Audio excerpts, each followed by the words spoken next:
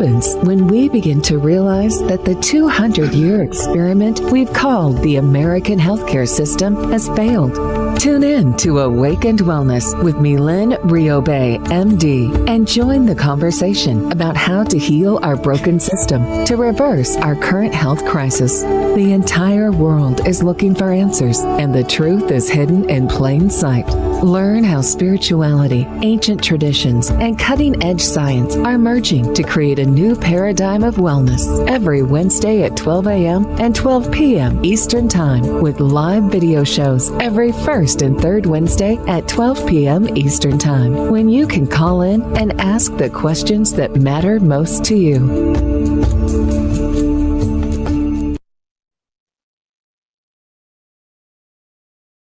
And we're live. Thank you, Rachel.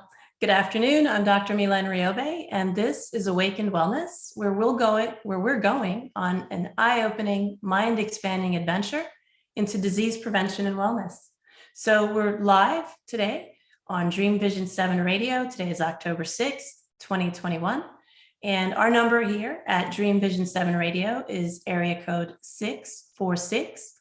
646-558-8656. And our meeting ID is 883-695-3587. And to ask a question or to make a comment, please hit *9. And again, we look forward to hearing from you. We look forward to your questions and your comments. Today's topic is climate change and the implications to our health and what we can do about it during this time. So, of course, another controversial topic, climate change. It's been politicized, the science is manipulated, and it becomes extremely difficult to make choices, right? Is climate change real? Is it not real? Is what they're saying about it true? Is it not true? And that's what we're going to talk about today. We're going to look at the science behind what's being termed climate change. And then we're going to look at what really actually matters in the entire conversation. And that's what's really important, right? It's important to understand, like, how does this impact me and the other species living on the planet? When people say we need to save the planet, we need to save the Earth, I always find that a little bit funny, because the Earth is going to be just fine.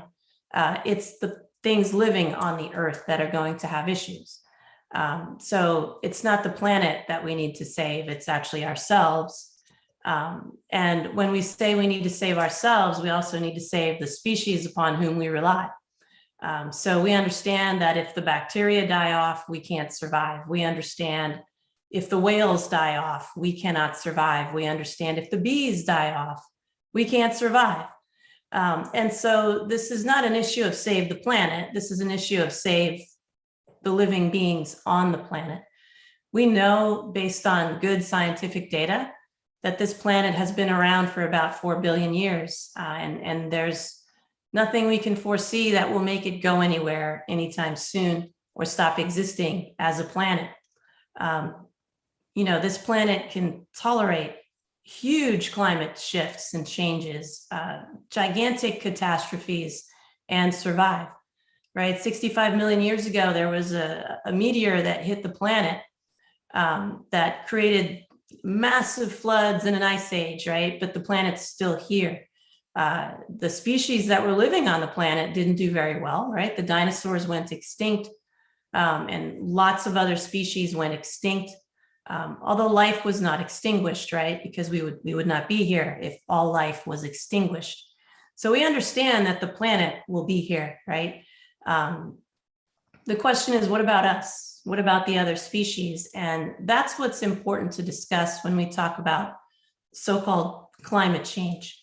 And so what is climate change? What is the term? What does it mean? We talk about weather, right? And so it turns out the Earth goes through a lot of different cycles that we can recognize. We recognize the cycle of one day, right? We understand that to be the Earth rotating on its axis from one starting point going all the way back to the starting point in a circle, and we call that a day. We understand that the planet itself rotates around the sun. And from one starting point until it goes all the way around the sun and comes back to where it began, we call that a year. So when we want to talk about weather, we can look at the weather all over the globe now, and we can predict the weather for a few days, with some precision. So that's weather. That's very short, very, very short climate issues. When we talk about daily weather, we can talk about a hurricane season. We can predict if it's going to be favorable, not favorable. So we can look at weather in short-term increments. When we're talking about climate, it's not a day-by-day thing. I hear people say, well, there's a drought in California, therefore it must be climate change. We can't really zone in on single events and say this is due to this or that. When we're talking about climate, it turns out we have to look over thousands upon thousands of years to look at the cycles of climate.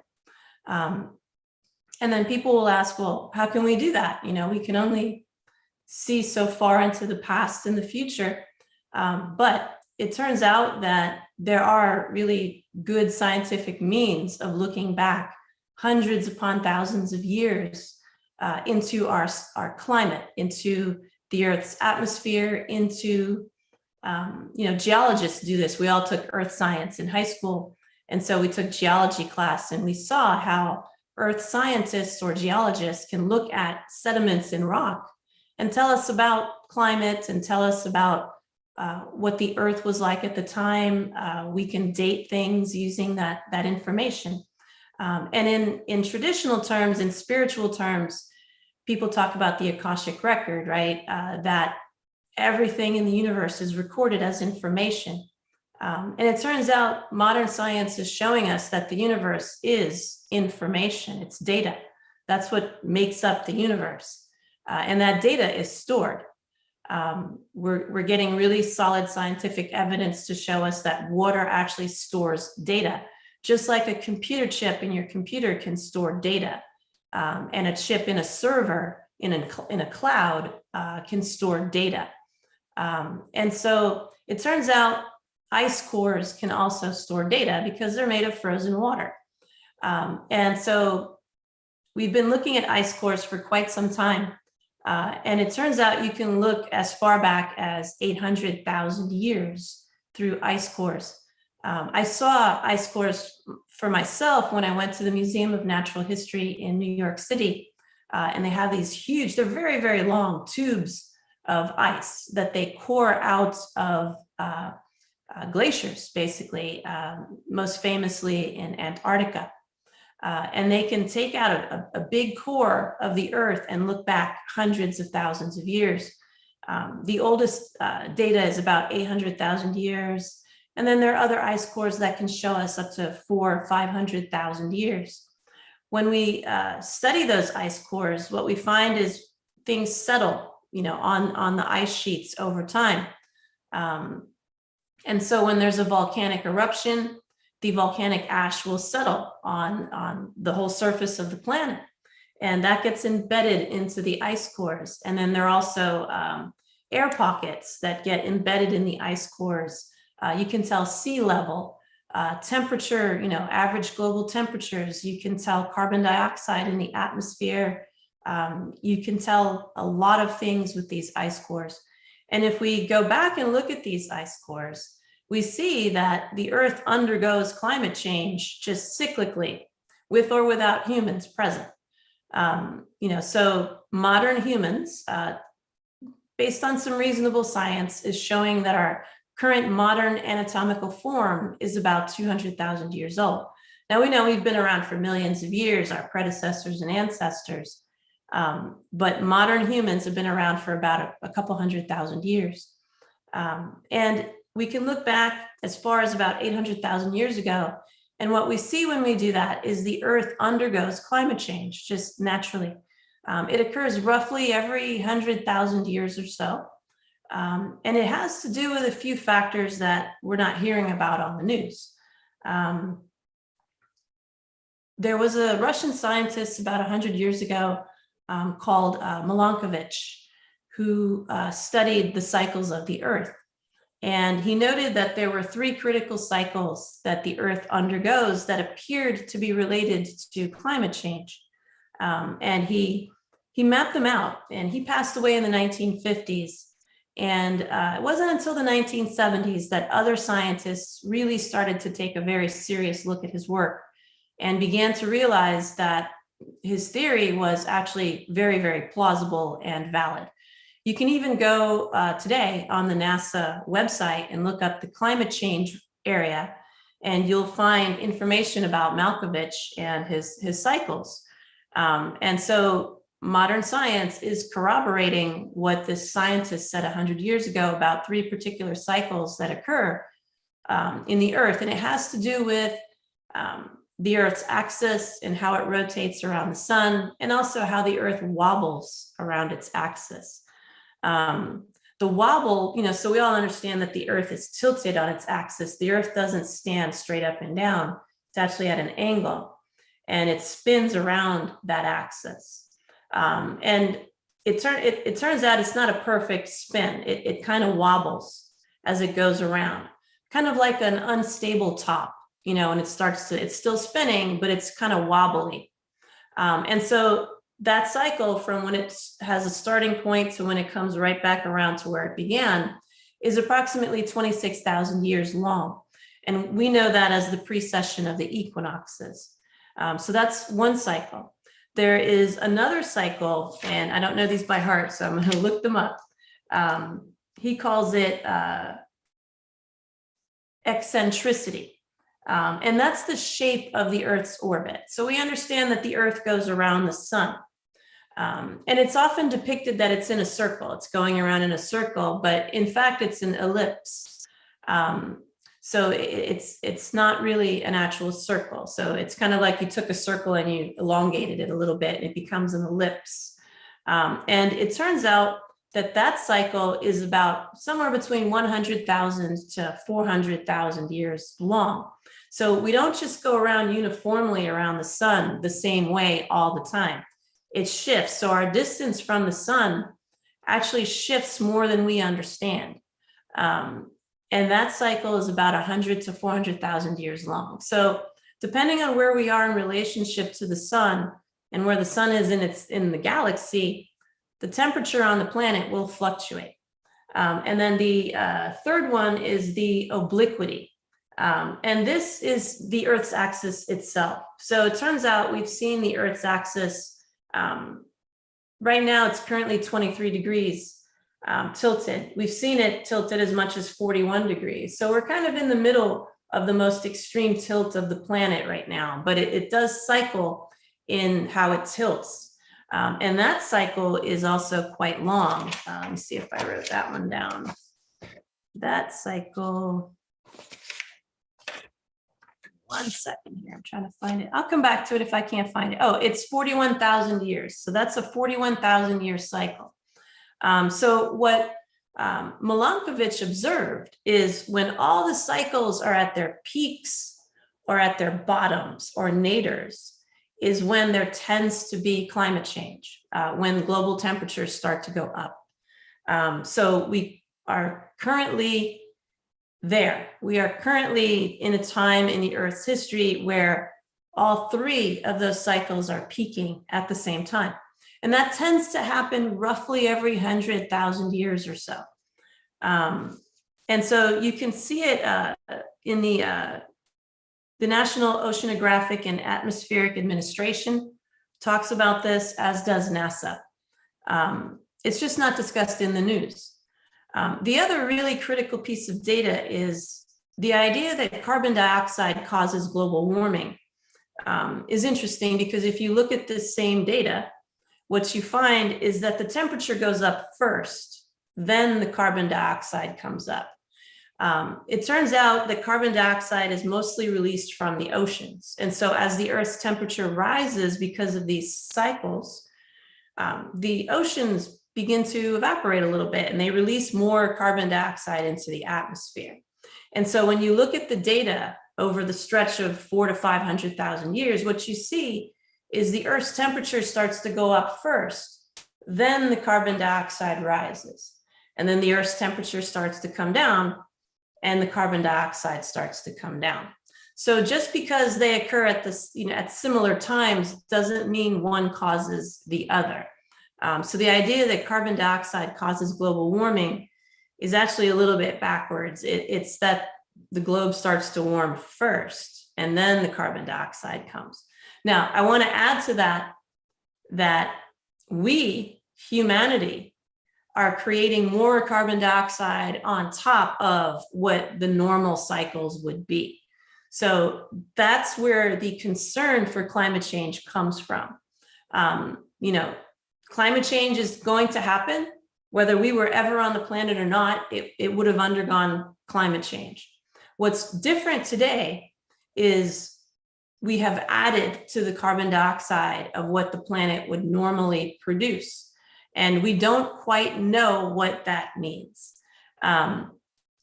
We speculate it means that the warming may happen a little faster and then we may start to cool faster. We're not really sure. And that's where all of the debate is coming from. So yes, climate change is real. It happens every roughly 100,000 years, and we just happen to be due for it. It does happen over extended periods of time. So this isn't something that happens overnight. Although, the things that happen during climate change seem to be very abrupt. Earthquakes have a sudden onset and a sudden, ending. Volcanoes have a sudden eruption.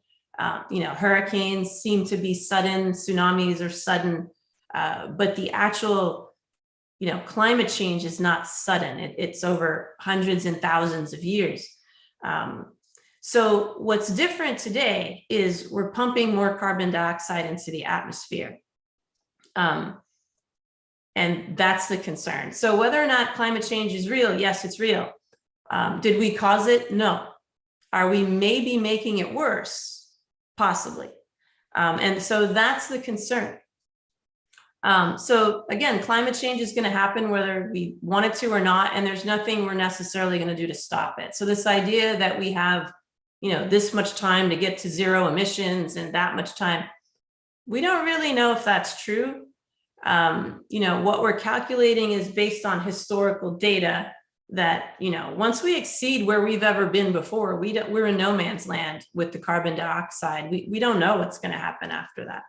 And so that's what the sense of urgency is about. It's about, we don't want to end up in no man's land where we haven't seen the Earth be before based on the data we have.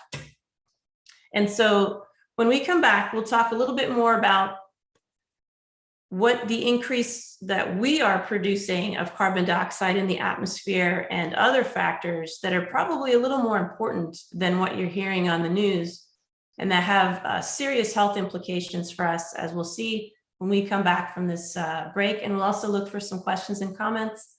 And it's a pleasure to be with you here. We're live on Dream Vision 7 Radio. You're listening to Awakened Wellness, and we will be right back.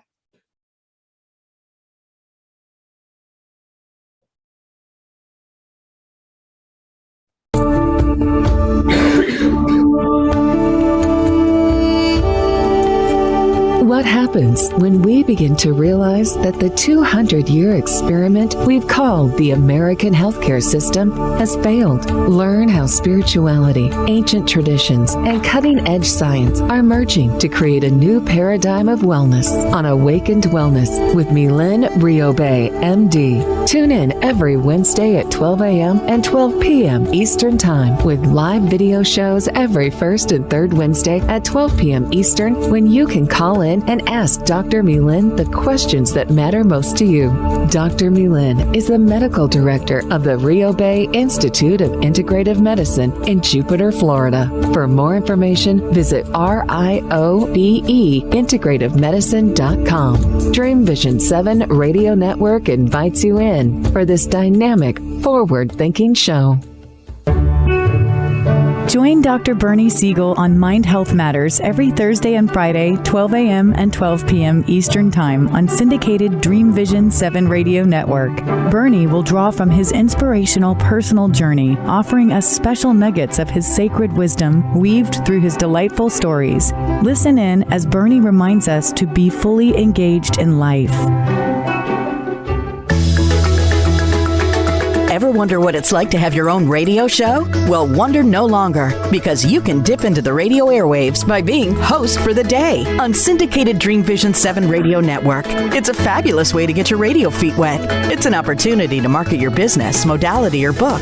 Have a guest, mention a sponsor, and take callers. Or you may want to facilitate a lesson by going solo. It's up to you. Listeners can be online, mobile, in cars with Bluetooth, or listen through Amazon's Echo by asking, Alexa, play Dream Vision 7 Radio Network. For more details, go to dreamvision7radio.com and click on Host for the Day. Looking for a fun and relaxing getaway? Omega Rest and Rejuvenation Retreats are a great way to unwind and renew your spirit. Sit and read in the garden, explore the woodland trails, or try a daily yoga or meditation class.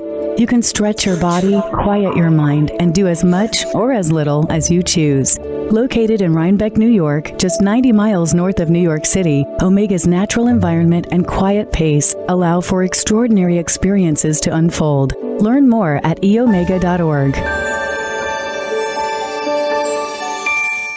Delight your kids with an enchanting journey by reading the Paper Doll Kids children's book by Dr Riobé and Janine Sullivan. There's even a catchy tune, Kids for Love Song, produced by Bob Sherwood and sung by kids just like yours. The story weaves around 7 paper dolls flying around the world doing good deeds as they bring important attention to our endangered animal friends. There's even a magical ring with a universal message. Kids become interested in service projects, action through compassion, and planting seeds that nurture positive change. The Paper Doll Kids and Kids for Love Song are a production of the Kids for Love Project. Get the book now on Amazon Kindle and the song on CD Baby or iTunes. This is Dream Vision 7 Radio Network, uniting mankind with universal love. Our shows are created from the heart, bringing each listener to a place of divine enlightenment. Breathe, relax, and enjoy. Let life flow. We're back. Thank you, Rachel. So we had some questions come in. Can I do anything to protect my children from this climate change? Yes, you can. Now, again, we have to understand that climate change is natural. It happens. So when we look at the Egyptian desert today, it's a pile of sand, right? But there was a time when it was full of water. You know, the River Nile has moved a lot since back when the pyramids were built versus today. You know, there's evidence of a lot of rain in that desert about 10,000 years ago. Antarctica, which is covered in ice, was once warm. And so we have to understand that that's just how our planet functions. And these things happen over extended periods of time. You know, there have been ice sheets all across, you know, North America, as far south as Wisconsin. You know, so this is how the earth actually works. It's how it functions. So that, you know, there have been mass migrations in the past. You know, people have had to move and shift the way that they do things, you know, based on how things evolve, right? But again, those things occur over extended periods of time. So we'll talk about how to protect yourself in a sense coming up soon. But yes, you can protect your children, but we'll come back to that. Being a vegan, I'm doing my part to stop climate change. How do I convince my husband that his eating meat is hurting our planet? Well, you know, I think we talked about that in the last podcast. You know, there's a lot more than eating meat hurting our planet. And again, it's not our planet that it's hurting, it's us. and the other living beings on the planet. Remember, the planet's been here for 4 billion years. It's not going anywhere anytime soon. But species have come and gone on the planet. So this idea that we need to save the planet, we really need to kind of park that and really begin to discuss what's really happening, which is mass global extinction, right? Many of the species that we're familiar with are endangered or extinct, and we're not very far behind. And so this is what we need to stop. And we'll talk about the real reasons those things are happening coming up. But, you know, it's really not that meat is hurting the planet. You know, it's really, how are we treating the animals that we're using for food? How are we producing and processing? How much pollution are we spewing into the atmosphere in that processing of that food? You know, that's the concern. And is there a more humane way that we can do that?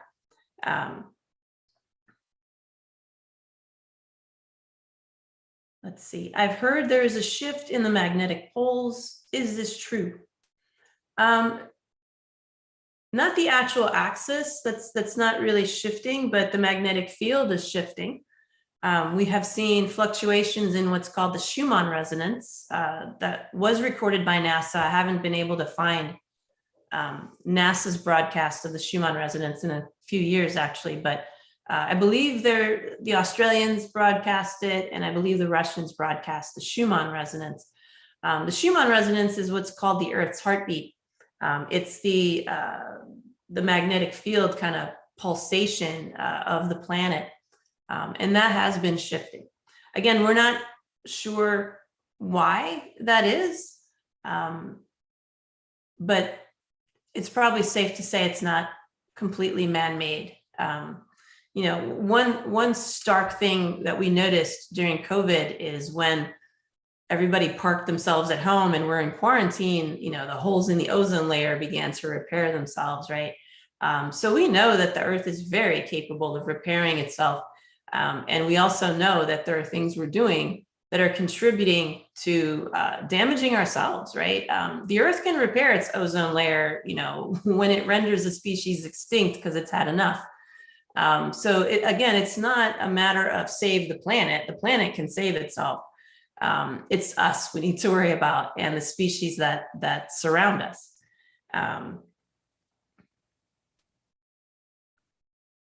Why would various countries promote global warming with treaties? What do they gain by America going with electric cars, etc.? Well, you know, fossil fuels, we understand fossil fuels are contributing to carbon dioxide, just like we talked about, you know. So yes, the Earth undergoes cycles of global warming with increases of carbon dioxide every roughly 100,000 years. But we are kind of sailing off into a place we've never been before with the carbon dioxide. And that's what the concern is. So if we were staying along the same cycles as we had previously seen, we could kind of predict what we could expect. Given that we're kind of going away from what we've seen before, we're kind of in no man's land. That's the concern, and we really don't know what that means. So the urgency, I think, is to get the carbon dioxide back to where it's predictable. You know, scientists like predictability, right? They like to go back and, oh, there was a cycle 400,000 years ago, then 300,000 years ago, then 200,000 years ago, 100,000 years ago, and now. And if you can see that you're falling along that same curve, as has always been the case, you can predict things because you know what happened back then. When you're producing more carbon dioxide than what the Earth would naturally produce, and the temperatures are staying warmer a little longer than what we've seen before, you know, we have to express concern because we don't know what that means. So I hope that answered that question. These are great questions. So what do they gain? Well, we know if we stop burning coal, we'll produce less carbon dioxide, right? And electric cars, I don't think they're really the answer, but they're a bridge because you still have to plug it into a power outlet ultimately. And we understand that the technology for free energy exists. There is technology where you don't have to plug anything into a wall. It just self-sustains.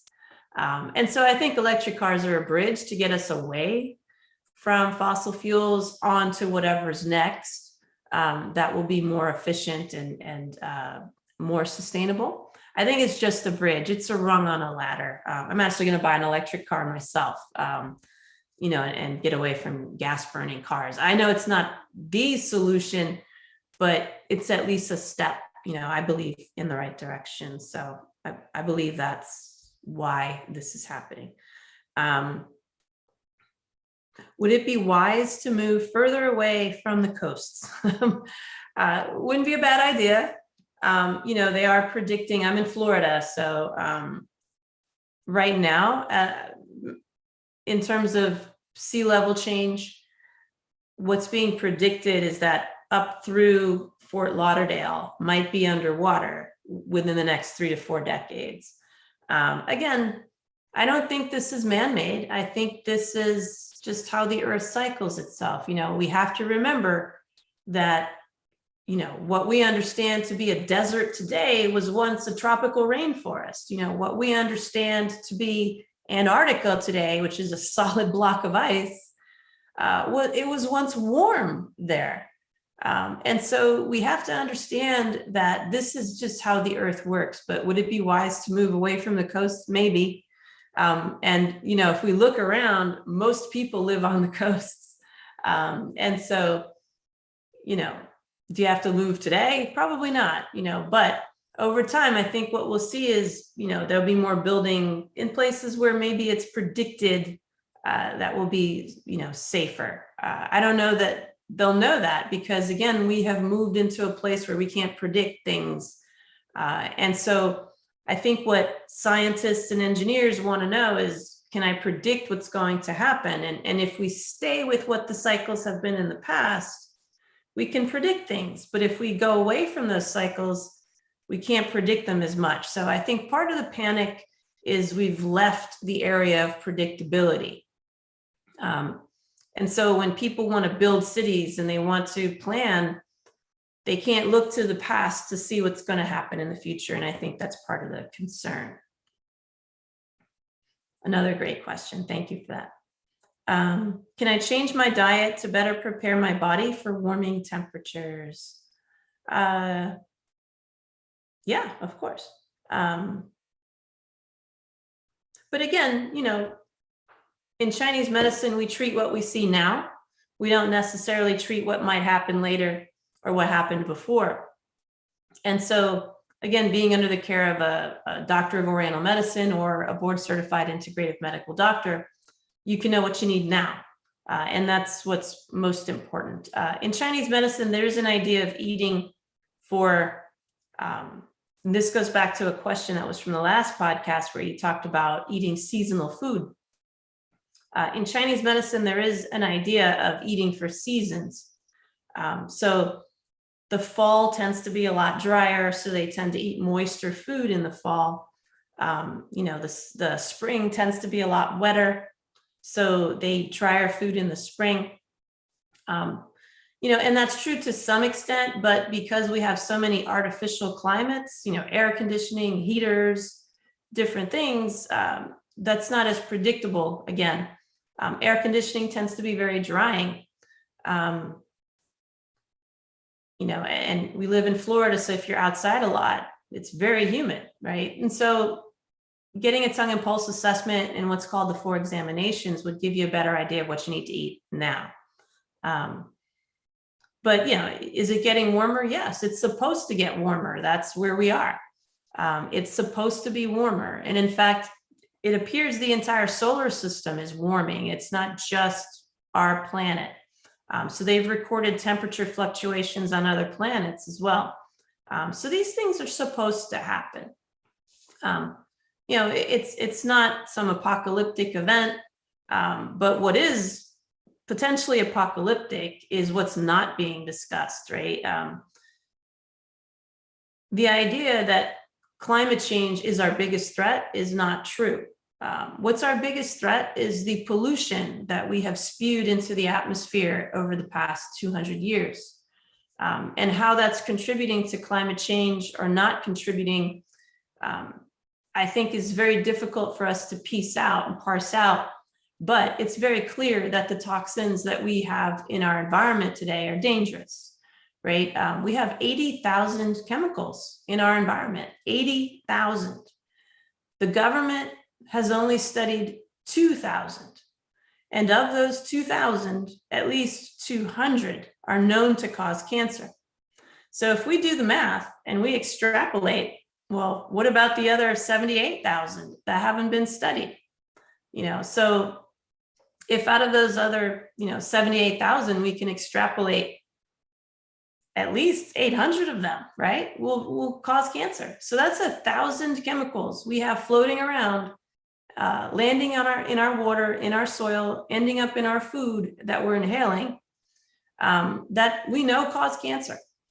And if they cause cancer, they cause other things, right? So there's an issue when you only want to look for one result, right? Oh, let's study cancer. Oh yeah, these cause cancer.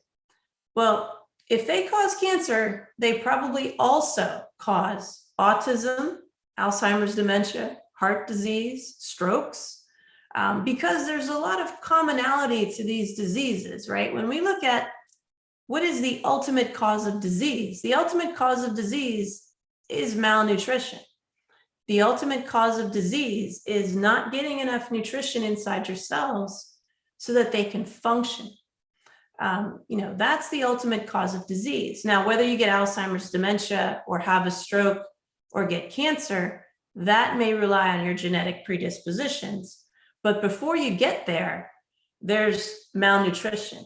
And we talk a lot about that in our podcast, right? Getting the right vitamins and minerals inside of your cells so your cells can work. If your cells cannot work, then they can't repair genetic damage that's being caused by the toxins that we're exposing ourselves to on a daily basis. So when we talk about what can we do, the conversation shouldn't be about what can we do about climate change. The conversation, it should be, let me rephrase that. I don't mean to say that, but it shouldn't get all the attention. And I think it's very convenient that all of a sudden the topic is climate change, but it's not pollution. When that is the most direct threat to human life that we have in existence today. Pollution is the direct threat to animal life. Pollution is what's causing diseases. Pollution is what's causing death. Pollution is what causes our immune systems to be suppressed. So we can't fight off coronavirus. We can't fight off cancer.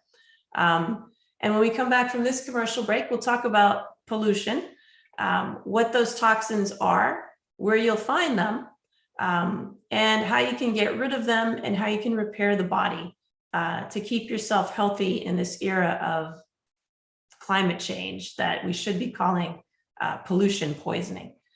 So I'm Dr. Mylaine Riobe. You're listening to Awakened Wellness, and we'll be right back after this commercial break. Thank you.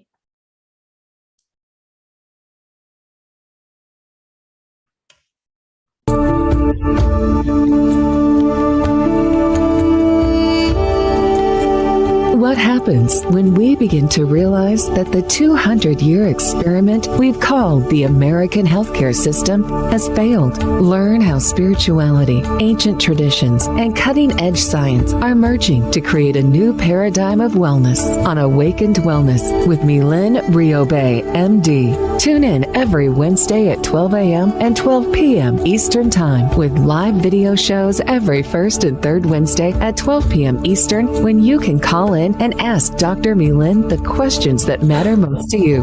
Dr. Mylaine is the medical director of the Riobe Institute of Integrative Medicine in Jupiter, Florida. For more information, visit RIOBE-integrativemedicine.com. Dream Vision 7 Radio Network invites you in for this dynamic, forward-thinking show. EDECIA is a U.S. nonprofit dedicated to the dream of ending childhood malnutrition for millions of children around the world through the manufacture of Plumpy Nut and other nutrient-rich, peanut-based, ready-to-use foods. EDECIA has already delivered life and hope to nearly 1 million children in over 26 developing countries. To find out how you can join EDECIA's dream of ending childhood malnutrition, please visit edeciaglobal.org. What if dreams can diagnose your life? What if we can meet the love of our life in dreams? Join host Kat O'Keefe Canavas, the #1 internationally best-selling author of Dreams That Can Save Your Life, written with Duke University medical doctor Larry Burke. Dreaming Healing is where we'll explore dreams, research, and interpret dreams from you, the caller. Dreaming Healing shows can be heard every Tuesday at 9 a.m. and 9 p.m. Eastern, with live shows on the first and third evenings at 9 p.m. Eastern, 6 p.m. Pacific Time on syndicated Dream Vision 7 Radio Network. Come live your dreams out loud with Kat. Are you searching for a way to help create global change? Dream Vision 7 Radio Network's vision is to have an eclectic group of radio hosts dedicated to educating, enlightening, and helping humankind with positive messages and tools that enhance lives using different modalities and programs. If you would like to join our team and help illuminate the universe, call Deborah at 508-226-1723 or Deborah at dreamvision7radio.com. This is Dream Vision 7 Radio Network, uniting mankind with universal love. Our shows are created from the heart, bringing each listener to a place of divine enlightenment. Breathe, relax, and enjoy. Let life flow. And we're back. Thank you, Rachel. I'm Dr. Mylaine Riobe, and you're listening to Awakened Wellness here live on Dream Vision 7 Radio. Today, we're talking about climate change and the health impacts that you should know about. Just want to read an excerpt from the book I just wrote, because I can't remember all these by heart. But the Environmental Working Group in 2005 tested umbilical cord blood in newborn infants and found 281 chemicals circulating in the cord blood of developing babies. So we used to think that the placenta and the umbilical cord would protect babies as they were developing in the mothers. We thought that it was an impenetrable fortress and that babies were very protected in the womb. This study in 2005 that found almost 300 chemicals floating around in cord blood of babies showed us that that is not the case. And so there are a few studies I just wanted to read to you. Mount Sinai in New York City released a study in May 2017, linking the exposure of babies to toxins in late pregnancy and early life to the risk of autism. And then it goes on to say, in October 2013, the American College of Obstetricians and Gynecologists released a committee opinion which stated the following, and this is a quote: "The evidence that links exposure to toxic environmental agents and adverse reproductive and developmental health outcomes is sufficiently robust." And the American College of Obstetricians and Gynecologists and the American Society for Reproductive Medicine join leading scientists and other clinical practitioners in calling for timely action to identify and reduce exposure to toxic environmental agents while addressing the consequences of such exposure. And there are tons of other studies. So here, the Journal of Reproductive Toxicology also reported on a group of 100 chemicals called benzopyrenes and polycyclic aromatic hydrocarbons. These toxins are released through the burning of coal, okay, again, going back to fossil fuel, tobacco, trash, wood, oil, and gasoline. Again, the reason we want to go electric. Unborn children exposed to these toxic chemicals have increased risk of lower IQ, developmental delay, low birth weight, and behavioral disorders. These chemicals resemble steroid hormones and are called hormone disruptors because they abnormally bind to cells and prevent the real hormones from functioning.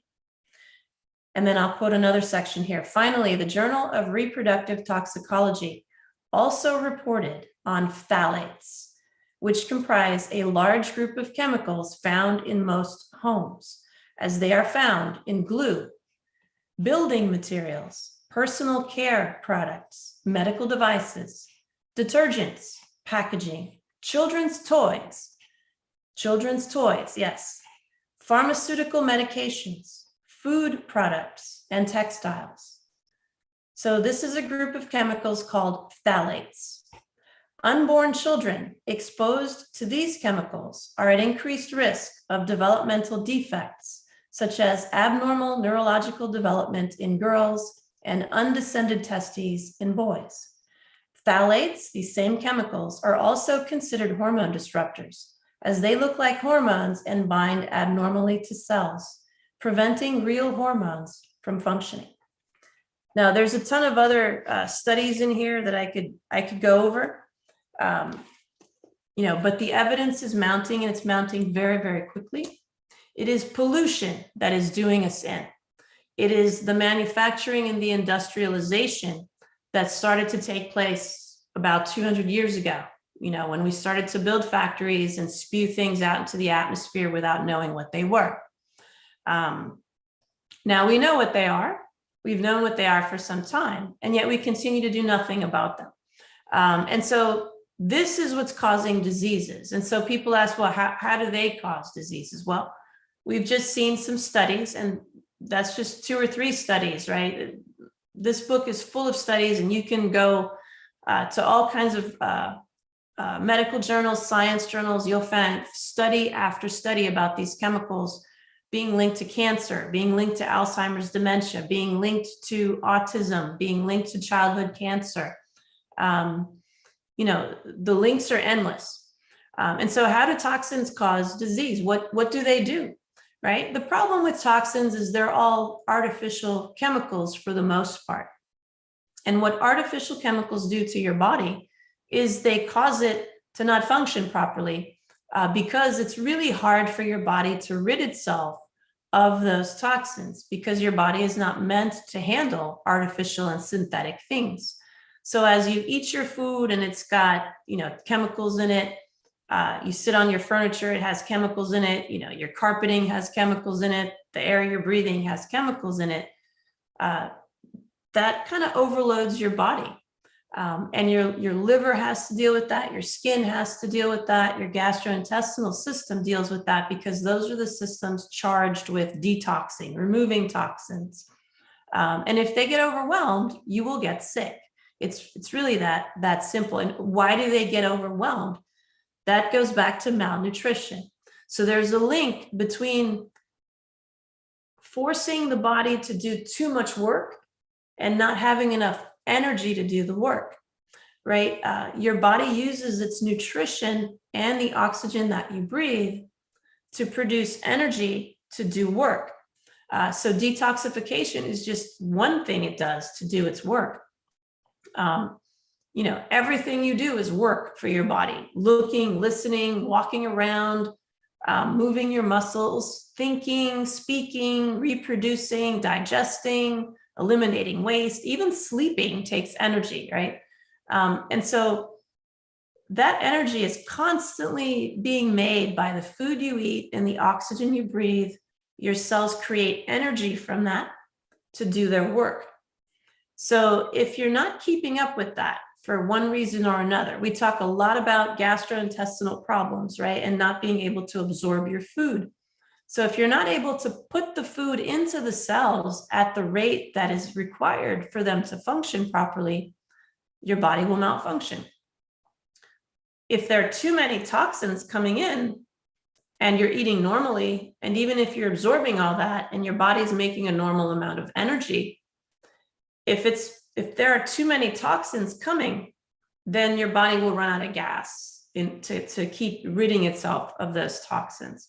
So going back to those questions, how do I keep my children safe and how do I eat differently? The most important thing is to know if you have vitamin deficiencies and nutrient deficiencies, and if you have a gastrointestinal issue. And this goes for children as well. My son had a small intestine bacterial overgrowth when he was 9. So this was about 3 years ago. And he wasn't feeling well. And I tested him and he had about 9 or 10 vitamin deficiencies and he had an infection in his small intestine. So children can get this as well. And medical journals are now reporting that as many as 70% of people who would be referred to a gastroenterologist because of any gastrointestinal symptoms probably have a small bowel infection. What's the problem with a small bowel infection? The small bowel, which is part of your intestines, is where you absorb all your food. So we breathe our oxygen through our lungs. That's where oxygen gets absorbed to get into the bloodstream. Food gets absorbed through the small intestine. So we eat our food, we chew it, goes down through the esophagus into the stomach, and then it goes into the small intestine after it's been digested and broken down into little tiny particles. And all through the small intestine, things get absorbed. So your B12 gets absorbed, your vitamin E gets absorbed, your vitamin C, fats, proteins, everything you can think of gets absorbed through the small intestine. So if you have an infection there, you're going to have inflammation. And if your cells are inflamed or swollen, they will not absorb. Cells don't function properly when they're swollen, so you will not absorb. And then you'll get vitamin deficiencies. And your liver and your skin and your gut requires vitamins and minerals to function, to detox you, to remove toxins from your system. And so if you're not absorbing properly, you're not taking in enough food, and you have vitamin deficiencies, you will become toxic and then potentially sick. So how do you fix that? Number one, you have to know if you have vitamin deficiencies, right? And we talked about the unfortunate way that in allopathic medicine, we test for those things. We use blood work, and blood work is just not going to tell us what we need.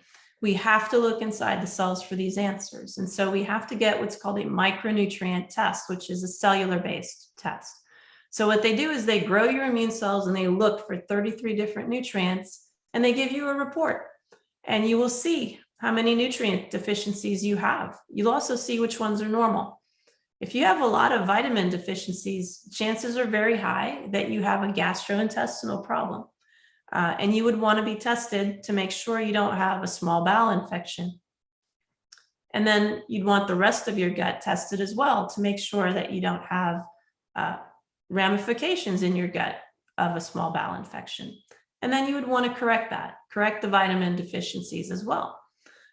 It's also possible that you would still need a cleanse or a detox to remove toxins from the environment. So what's really important is creating an internal environment that is clean, that is equipped to get rid of toxins. And then looking at your home is extremely important. So as I read from the book, just about everything you have in your house could be potentially toxic, from the lotions you put on your skin, the food you're eating, your furniture you're sitting on, the flooring, everything. So the point isn't, I have to, completely gut my house and start from scratch. You can't really do that. Excuse me. But what you can do is control the food that goes in. You can control the lotions that you're using, the skin products. You can control your detergents. You can control the electromagnetic waves that are coming in. You can control a lot of things. And so you want to control as much in your home as possible. And your ultimate home, which is your body, right? You want that to be as ultimately healthy as possible. So we don't have to have a completely toxic-free atmosphere to be healthy. We need to just have a body that is equipped to deal with it. That's the most important thing. And then to reduce the load as much as possible. So the Environmental Working Group actually has an app that you can download and use, and you can go on their website. And they've done some research. They're an independent group who does research on various household products, foods, so that you can look at things that are greener, cleaner, that you can start switching out of your home, and then you can start eating cleaner. So the bottom line is, no matter what happens out there, what's happening in here is the most important thing. So whether it's for your children, for yourself, even for your pets, right? So I switched to completely organic raw food for my pets.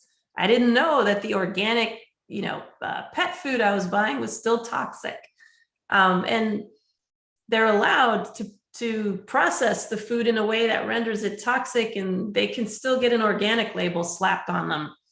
So you think you're doing your pets a favor, but you're not, right? So I had to look for unprocessed. So I ended up with raw organic pet food. And so you have to really be very careful of what you're doing. So my dog had all kinds of allergies when I was giving them this organic food. It was dry food. I didn't realize that it was being processed and rendered toxic.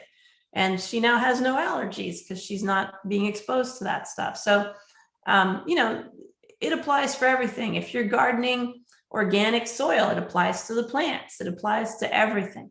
So if we each do our part to keep ourselves as healthy as possible, and it's always the same. It's always making sure your vitamin deficiencies are taken care of, making sure the causes of your vitamin deficiencies are taken care of, which is usually the gastrointestinal system, and then reducing the toxic burden coming in. That's the key. Right. And so I wrote about it in my book, Faith. I welcome you to check it out. The audiobook hopefully will be out soon. But it's a conversation about, how did we get here? How did we really get here? And how do we get out of here in terms of keeping ourselves safe in a changing world over which we have, unfortunately, not very much control, right? There's too much politicization, too many special interest groups. You have to learn how to read the data yourself. You have to become a student of what you want to know and be. I always say that. So we're coming up, let's see. Oh my God, to clear toxins, aha moment. Yeah, absolutely. You got to get rid of them. You have to clean out your air conditioning filters, right? So there are all things you just need to do in order to create your own environment in your home and then also in your body. So that way, when you go out in the world, you're not going to be as severely impacted, right? There's a reason certain people get sick and certain others don't, right? That reason is because of internally, how sound are those people? And we didn't talk about spirituality today, but that's, of course, the ultimate thing that makes people sound, right? That's how you get guided and know what to do. But you still have to keep the physical body healthy, right? We're meant to stay in a physical body. We're not meant for our physical bodies to go extinct. And so I hope what you learned today was helpful. We could go on for podcast after podcast, but if you want to know a little bit more, it's in my book, Faith, and we will be having some online courses as well, where we'll be diving into these issues so that you can learn to really understand what's really going on and learn how to look at the data yourself and make really important decisions for yourself, your family, your loved ones in the world. So we had so many questions. I'm so sorry we couldn't go through them, but we might come back and do it at the first segment of the next podcast and just take a look at all the questions we didn't get to answer today. But as always, thank you so much. It's always a privilege to be here. I send you many blessings. Stay safe, stay healthy. Until next time, thank you.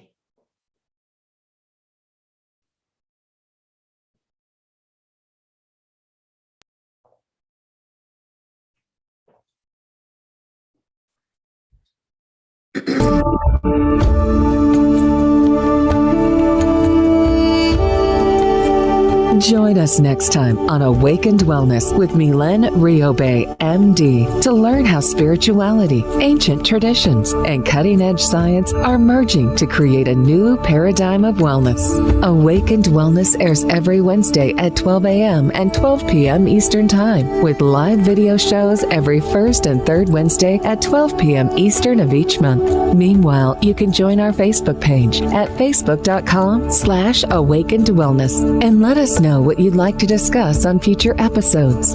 Dr. Mylaine is the medical director of the Riobe Institute of Integrative Medicine in Jupiter, Florida. For more information, visit riobeintegrativemedicine.com. This show is part of the Dream Vision 7 radio network. This is Dream Vision 7 Radio Network, uniting mankind with universal love. Our shows are created from the heart, bringing each listener to a place of divine enlightenment. Breathe.